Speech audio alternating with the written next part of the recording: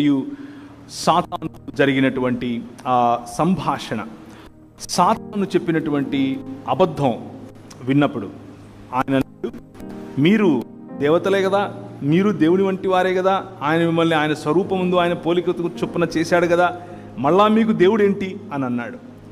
అలా అన్నప్పుడు, అవును, నా దేవుడు నన్ను సామంతుడిగా చేశాడు, ఈ ప్రపంచము పైన ఆయన 5 రకాలైనటువంటి ఆశీర్వాదములు నాకు ఇచ్చాడు, ఆయన వాక్కు నిజమైనది, ఆయన ఒక మాట పలికాడు అనంటే ఆ వాక్యము నిజమైనది, దాని మీద నేను నిలబడాలి అన్నటువంటి ఆలోచన. 5 రకాలైనటువంటి ఈ బ్లెస్సింగ్స్, లేకపోతే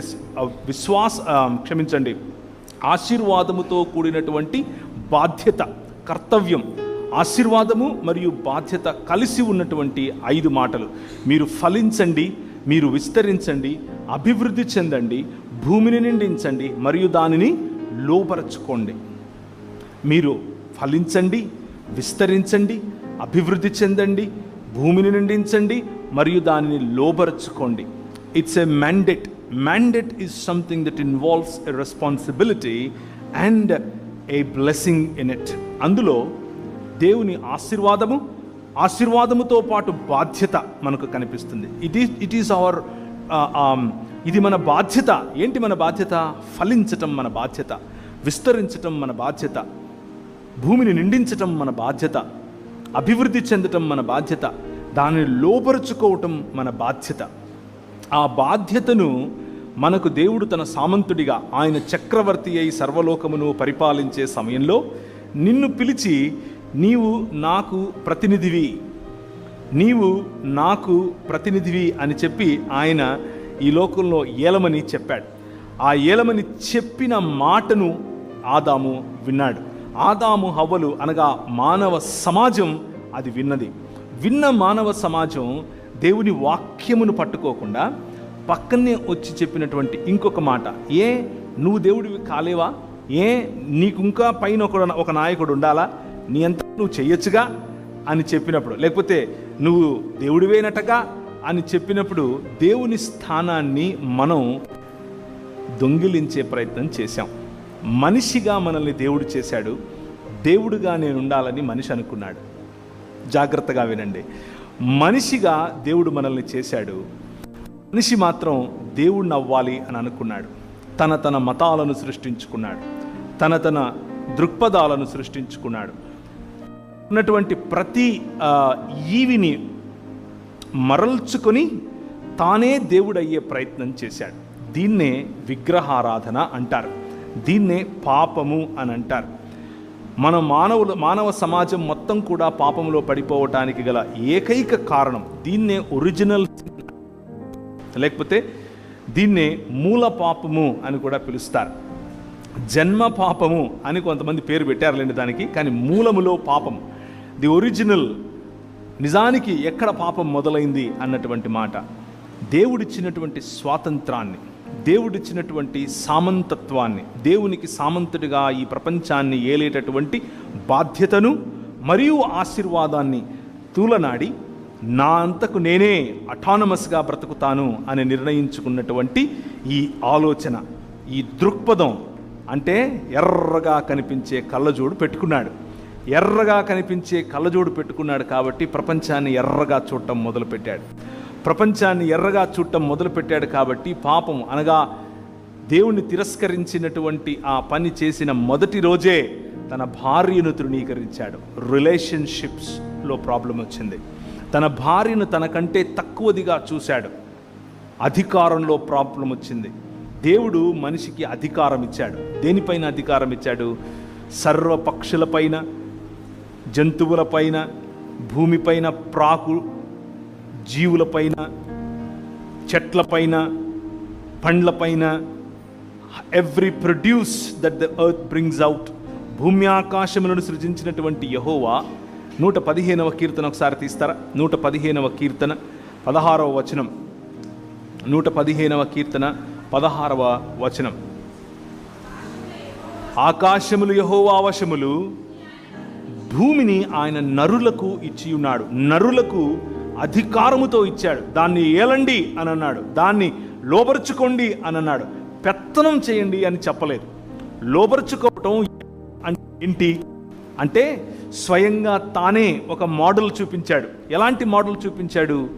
చేసినటువంటి సృష్టికర్త అయినటువంటి ఈ దేవుడు ప్రతి చల్ల పొద్దున వచ్చి ఇచ్చిన బాధ్యతను గుర్తు చేసి, ఇంతకు ఆయన నేను ఇలా అనుకుంటాను అప్పుడప్పుడు, ఏం మాట్లాడింటాడు ఆయన ఆదాముతో? ప్రతిరోజు వచ్చి ఏం తిన్నావు, ఏం చేశావు?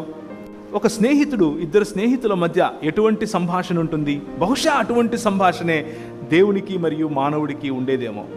దేవాది దేవుడైనటువంటి ఆదిలో వాక్యముగాను, వాక్యము దేవుని యొద్ద దేవుడై ఉన్నటువంటి ఆ దేవుడు, ఆయన ఇదే తోటలో వచ్చి ఆదాముతో మాట్లాడుతూ బహుశా అనుంటాడు, నీకు నేను రెండు పనులు ఇచ్చాను. ఎక్కడుంది అది? 2వ అధ్యాయం, ఆదికాండం 2వ అధ్యాయం 15-16 వచనాలు. ఆదికాండం 2వ అధ్యాయం 15-16 వచనాలు. మరియు దేవుడైన యెహోవా నరుని తీసుకొని ఏదెను తోటను సేద్యపరచుటకును కాచుటకును రెండు మీరు ఏలటం, ఈ భూమిని ఏలటం అంటే ఏంటంటే నేను ఈ ప్రపంచాన్ని చేశాను. చేసిన ఈ ప్రపంచం ఎలా ఉంది? ఆదికాండం 1వ అధ్యాయంలో మొదటి 2-3 వచనాల్లో మనకు కనిపిస్తుంది. భూమి నిరాకారముగాను శూన్యముగాను ఉన్నది. శూన్యముగాను నిరాకారముగాను ఉన్నటువంటి ఆ భూమి పైన ఒక క్రమాన్ని చేశాడు, తన మాట ద్వారా చేశాడు. కలుగును గాక అన్నాడు, కలిగింది. నీళ్లు కలుగును గాక అన్నాడు, కలిగాయి. దాన్ని ఏమంటారు? చెట్లు కలుగును గాక అన్నాడు, చెట్లు. రాత్రికొకటి ఉదయానికొకటి వెలుగు కలుగును గాక అన్నాడు, వెలుగు. ఇలా చూసుకుంటూ పోతే తన మాట చేత సర్వాన్ని సృష్టించినటువంటి దేవుడు ఆ భూమి పైన ఒక క్రమాన్ని నిర్మించాడు. ఆ క్రమం ఏమిటి? ఏదెను తోట అనే క్రమం. తన మాట చేత పనివాడైనటువంటి దేవుడు, తోటమాలి అని తనను తాను పిలుచుకునేటటువంటి దేవుడు ఆ భూమి పైన ఒక క్రమాన్ని నిర్మించాడు. నదులు ఎక్కడ ప్రవహించాలో అక్కడ ప్రవహిస్తున్నాయి.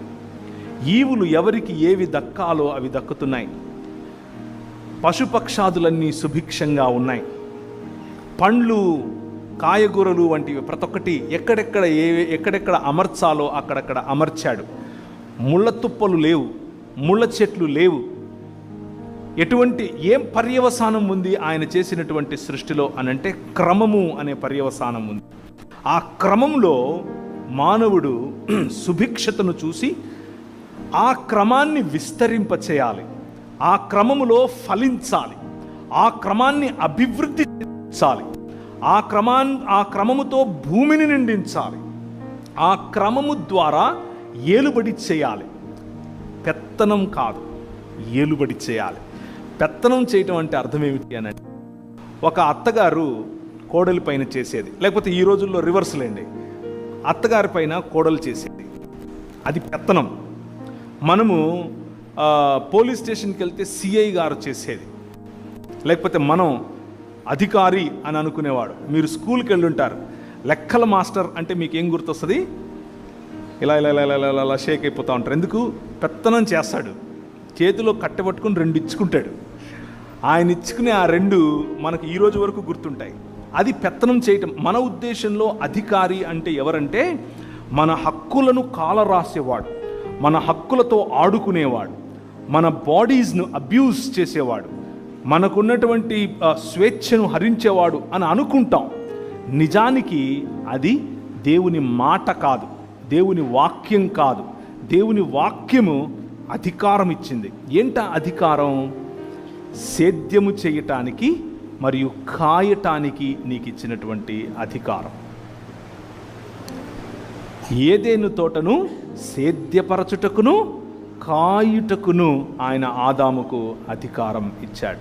దేవుని దృష్టిలో, దేవుని దృక్పథంలో అధికారం అంటే ఏంటంటే కాచుకోవటం. దేవుని దృక్పథంలో అధికారం అంటే ఏంటంటే సేద్యపరచటం. మానవుని దృక్పథంలో, లేకపోతే ఈ లోక మర్యాదలో, ఈ లోక దృక్పథంలో అధికారం అంటే ఏంటంటే పెత్తనం చేయటం, అవతలి వారి పైన రాజ్యం చేయటం. దేవుడు మనిషికి అధికారం అన్నింటిపైన ఇచ్చాడు, సర్వ సృష్టి పైన ఇచ్చాడు. కానీ ఒక మనిషి పైన ఇంకొక మనిషికి అధికారం ఇచ్చాడా? ఇవ్వలేదు. ఒక్కసారి దేవుణ్ణి తిరస్కరించిన వెంటనే, అనగా దేవుని వాక్యమును నమ్మక, దేవుని వాక్యమును పక్కన పెట్టి, దేవుని మాటను విశ్వసించక, దేవుని మాట అనుసారంగా బ్రతకాలన్న ఆలోచన కోల్పోయి, తన స్వచిత్తము లేకపోతే లోక మర్యాద అనగా సాతాను యొక్క ఆలోచనను ఎప్పుడైతే నమ్మాడో, ఎప్పుడైతే దాని వైపుకు మొగ్గు చూపాడో, ఒక మనిషిగా ఉన్నటువంటి ఆదాము, దేవుడు మనిషిని సృష్టించెను, స్త్రీనిగాను పురుషునిగాను వారిని సృజించెను. వారికి అనగా స్త్రీ పురుషులకు ఆదాము అని పేరు పెట్టాడు. ఆదాము అనంటే కేవలం పురుషుడు కాదు. ఆదాము ఆదం అంటే మానవ సమాజం, లేకపోతే స్త్రీ పురుషులు అని అర్థం. ఇది హెబ్రీ భాషలో ఉన్నటువంటి మాట. ఆ మానవుడు తనలో భాగమైనటువంటి, తనకు సమానమైనటువంటి, సాటి అయిన సహాయకురాలైనటువంటి స్త్రీని తక్కువగా చూడటం మొదలుపెట్టాడు. ఇదిగా నువ్వు ఇచ్చావుగా, మొదలెట్టింది ఈ అమ్మాయి అని బ్లేమ్ గేమ్ మొదలుపెట్టాడు. దృక్పథం మారింది, సంబంధం మారింది. దృక్పథం మారింది, మాటలు మారాయి.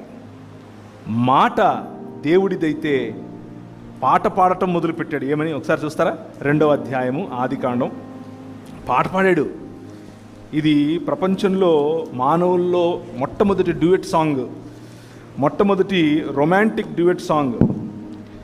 మొట్టమొదటి మానవుడు తన మొట్టమొదటి భార్యకు పాడినటువంటి మొట్టమొదటి పాట చూడండి ఏమని ఉంది ఇక్కడ. 2వ అధ్యాయము 23. అప్పుడు ఆదాము, చదవమ్మా. అప్పుడు ఆదాము ఇట్లా, నేను నా ఎముకలలో ఒక ఎముక, నా మాంసములో మాంసము, ఇది నరుల నుండి తీయబడిన గనుక నారి అనబడును. కవిత్వం చెప్తున్నాడు, రిథమిక్గా రైమ్తో మాట్లాడుతున్నాడు. ఇక్కడ భార్య పట్ల గౌరవం చూడండి, భార్య పట్ల సమానత్వం చూడండి, భార్యను ఎంత ఆలింగనం చేసుకుంటున్నాడు, ఆమె సౌందర్యాన్ని చూసి డ్యూయట్ పాడుతున్నాడు ఇక్కడ. కానీ దృక్పథం మారింది. ఒక్కసారి వాక్యము అనేటటువంటి దృక్పథం నుంచి బయటకు వచ్చి లోక మర్యాద అనే దృక్పథం పెట్టుకున్నాడు. ఇదిగో నువ్వు ఇచ్చావుగా, ఈమె చెప్పింది చేయాల్సి వచ్చింది అని మొదలుపెట్టాడు. తన కుమారుడు పుట్టాడు, జలసి, ఇద్దరు చంపుకోవటం, కయీను హేబేలును చంపటం. ఇలా చూసుకుంటూ పోతే సమాజం, మానవ సమాజం దేవునికి దూరం అయ్యే కొద్దీ దృక్పథములో మార్పు వచ్చే కొద్దీ దేవుని వాక్యము కాకుండా, దేవుని మాట కాకుండా, దేవుని యొక్క ఆజ్ఞ కాకుండా, దేవుని యొక్క కట్టడ కాకుండా, దేవుని యొక్క సన్నిధిని విడిచిపెట్టగలిగినంత ధైర్యమునిచ్చేటటువంటి లోక మర్యాదకు లోబడ్డారు. జీవితం దుంపనాశనం అయింది. దాన్నే మనం ఏమంటామంటే ఒరిజినల్ సిన్ అని అంటాం, మూల పాపము అని పిలుస్తాం. మన స్వభావ సిద్ధంగా పాపులం. ఎందుకు అనంటే దేవుని వాక్యము అనేటటువంటి దృక్పథములో కాకుండా ఈ లోక మర్యాద అనేటటువంటి దృక్పథంలో బ్రతకటానికి ఇష్టపడ్డాం. కాబట్టి దాని నుంచి జరిగేటటువంటి పర్యవసానమే ఈరోజు మన జీవితాల్లో వస్తున్నటువంటి మార్పులు.